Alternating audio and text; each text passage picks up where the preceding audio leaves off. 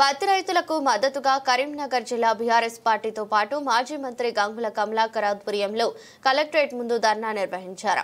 కేంద్ర రాష్ట్ర ప్రభుత్వాలు అమలువేస్తున్న తీరుతో పత్తి రైతులు రోడ్డున పడాల్సిన పరిస్థితి దాపురించిందని మండిపడ్డారు.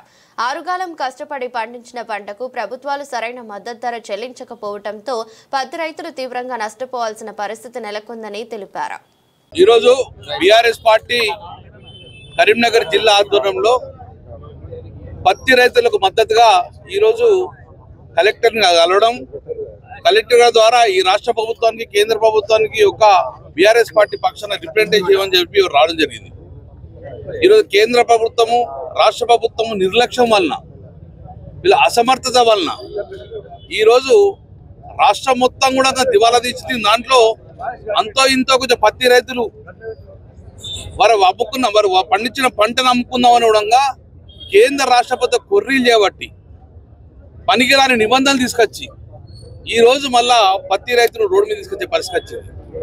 ఈ కేంద్ర రాష్ట్ర ప్రభుత్వాల నిర్లక్ష్యం వల్ల, అసమర్థత వల్ల తెలంగాణలో పత్తి కొనుగోలు బంద్ అయింది. పత్తి కొనుగోలు బంద్ కావడం వల్ల రైతులు వారు పండించిన పంటను ఎక్కడ ఆరబెట్టాలి, ఎక్కడ అమ్ముకొని దిక్కులేని పరిస్థితుల్లో ఆ పత్తి కూడా నష్టమయ్యే అవకాశం ఉంది. కాబట్టి ఇమ్మీడియట్గా రాష్ట్ర ప్రభుత్వం కేంద్ర ప్రభుత్వం చొరవ తీసుకొని ఈ యొక్క పత్తి కొనుగోలు సెంటర్లు ఇమ్మీడియట్గా నడవాలి, ఓపెన్ చేయాలి. రైతు పండించిన రైతు అమ్ముకునే విధంగా చర్యలు తీసుకోవాలని చెప్పేసి మా యొక్క బీఆర్ఎస్ పార్టీ ప్రధాన డిమాండ్. ఒకసారి గుర్తు చేసుకుంటాం, కేసీఆర్ గారు ముఖ్యమంత్రి ఉన్నప్పుడు, నేను సివిల్ సప్లై మంత్రి ఉన్నప్పుడు ఇదే కొర్రీలు పెట్టారు. దొడ్డువడ్లు కొనం అని నిబంధనలు పెట్టడం వలన మేము టోటల్ క్యాబినెట్ 11 రోజులు మేము ఢిల్లీలో ఉండడం జరిగింది. క్యాబినెట్ మొత్తాన్ని కూడా వెళ్ళి ఒకటే డిమాండ్ చేశాం, కొంటరా బియ్యం తీసుకొచ్చి గేట్వే ఆఫ్ ఇండియా కాడ పారబోయమంటారా అని చెప్పేసి కేంద్ర ప్రభుత్వం మీద డిమాండ్ చేయడం జరిగింది. క్యాబినెట్ మొత్తం కూడా పోవడం జరిగింది. అప్పుడు కేంద్ర ప్రభుత్వం దిగొచ్చి కూడా బాయిల్ వేసుకోవడం జరిగింది. అదేవిధంగా ఈరోజు రాష్ట్ర ప్రభుత్వంలో పెద్దలందరూ, ముఖ్యమంత్రులు సహా క్యాబినెట్ మంత్రులందరూ కూడా ఇక్కడ చేసే పని ఏం లేదు, మీకు పోయి ఢిల్లీలో కూర్చోండి, ఇమ్మీడియట్గా CCI కొనుగోలు ప్రారంభించే విధంగా చేయాలని చెప్పి డిమాండుతున్నాం. ముఖ్యంగా గతంలో ఎప్పుడు లేని విధంగా ఈ కొనుగోలు CCI వాళ్ళు L1, L2, L3 అని ఒక నిబంధన పెట్టడం జరిగింది.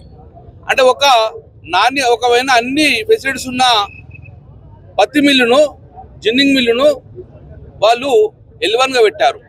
అందులో 1450 క్వింటాలు మాత్రం కొనాలి. ఆ 1450 క్వింటాలు ఉన్న తర్వాత వేరే మిల్లుకు పోవాలని చెప్పేసి ఉంటున్నాం. అంటే ఒక రైతు తను అమ్ముకోవాలంటే సుమారు 5 రోజులు ఆ మిల్లు కాడ పడిగాపులు పడే పరిస్థితి వచ్చింది. ఈ నిబంధన L1, L2, L3 అనే నిబంధన ఇమ్మీడియట్గా ఎత్తివేయాలని చెప్పేసి మా ప్రధానంగా డిమాండ్. 5 రోజుల దాకా లైన్లో పెట్టుకున్నాక ఆ రైతు అమ్ముకున్నాక సీరియల్ వచ్చే పరిస్థితి లేదు. తద్వారా ఆ రైతు నష్టపోతారు కావచ్చు.